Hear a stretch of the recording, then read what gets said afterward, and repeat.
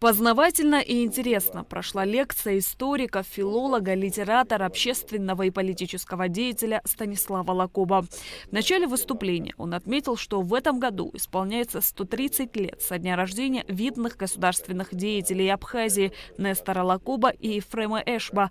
Ученый представил аспирантам небольшое издание «Нестор. Альманах историка Мемориального музея Нестора Лакоба», в котором публикуются историко-публицистические материалы по абхазской тематике, в основном 20-30-х годов прошлого века.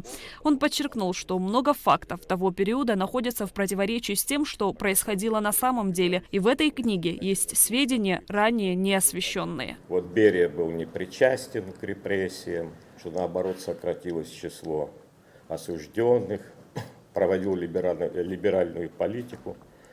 Но есть какие-то вещи неопровержимые, потому что, будучи первым секретарем ЦК, именно под его началом проводились репрессии именно здесь.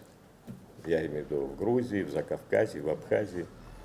Но достаточно вспомнить, например, такой момент, что еще до гибели Нестора Лакоба лидер Армении Агаси Ханджан, он был у него на приеме, и во время разговора они зацепились по факту того, что Агаси Ханджан так естественно сказал, ну Тифлис же это армянский город, в основном армянское население было очень долго.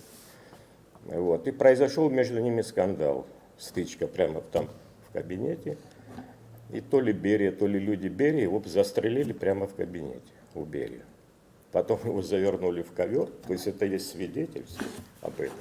Увезли в гостиницу, где он находился, и объявили, что он покончил жизнь самоубийством. Вот почему я говорю об этом, потому что вот в декабре 1936 года, когда с Нестором это все произошло примерно то же самое.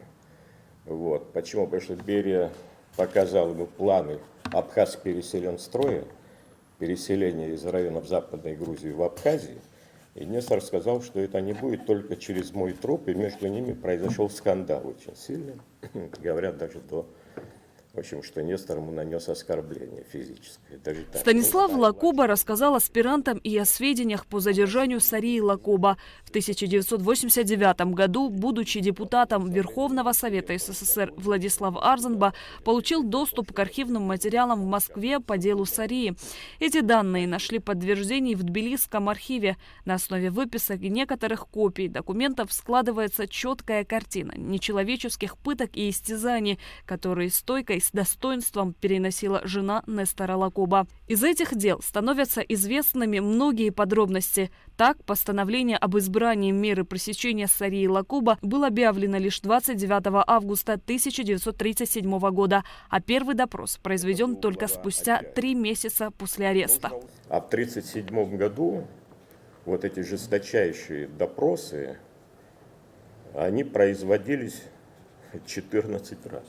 Ну, представьте себе, если через 3 месяца, то есть в августе 1937 года она была арестована, и только через 3 месяца, это где-то в октябре, да, значит, в течение нескольких месяцев 14 раз. Причем допросы по несколько суток. Допросы такие, с пристрастием, с применением различных мер воздействия, физического, морального характера. Установлено, что Сария Лакоба умерла 16 мая 1939 года не от туберкулеза легких, как указано в справке, приобщенной к личному делу, а от телесных повреждений, полученных во время пыток. На последнем допросе от 2 февраля 1939 года отказалась от всех обвинений и не подтвердила их. Вот один из ее ответов в пыточной. Это 1939 год. Это документ не когда-то был создан, а именно того времени. Нет, не подтверждаю. Указанных лиц я называла не как участников контрреволюционной организации, а просто как лиц, которые были мне известны. Что они приходили домой к моему мужу, были ли они члены контрреволюционной организации или нет, мне неизвестно. В конце протокола от 2 февраля 1939 года есть запись. Следствие дополнить ничем не желаю и прошу ускорить разбор моего дела и снять обвинение по статье 58/8, иначе я объявлю смертельную голодовку. Ну вот фактически спустя несколько месяцев, 16 мая 1939 года, она скончалась в Артачальской тюремной больнице в Тбилиси. Аспирант Эсма Пачули отметила, что лекция была информативной и что многие факты стали известны ей впервые. Думаю, что на сегодняшний день нету такого человека, который бы не знал ничего про Сарию и Нестора Лакоба. Тот же самый опрос, то есть по некоторым документам, как он говорил, мы знали, что Сария Лакоба умерла в 1938 году, да? То есть очень много людей, которые говорят об этом, но как мы видим, оказывается, это было не так. Такого рода лекции имеют очень большое значение, потому что, как мы знаем, аспирант работает только по своей специальности, а лекции проходят на разных уровнях, то есть они приглашают разных преподавателей, научных деятелей, и это очень интересно. Лекции видных научных деятелей для аспирантов проходят в Академии наук раз в неделю. В планах проведения лекций с привлечением ученых из-за пределов Абхазии. Шазина Ханагуа, Валера Кокускир, Абхазское телевидение.